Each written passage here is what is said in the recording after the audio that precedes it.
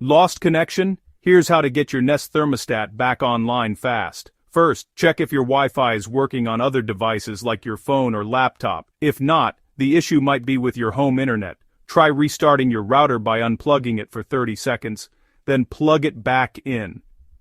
If your Wi-Fi works everywhere else, let's focus on the Nest. On your thermostat, press the ring and go to Settings, then Network. Choose your Wi-Fi network and enter the password again, just to be sure. Still not working. Move your router closer or remove anything blocking the signal. Metal, thick walls, and even microwaves can mess with Wi-Fi. If you see a specific error message, check Google's support page for what it means. And don't forget, Nest Thermostat needs regular software updates.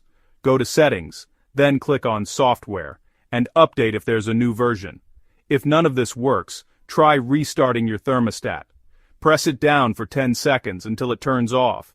Then, let it restart. And if you're still stuck, contact Google Support. They're there to help. That's it. Most Wi-Fi issues with Nest can be fixed with these simple steps. Good luck, and stay connected.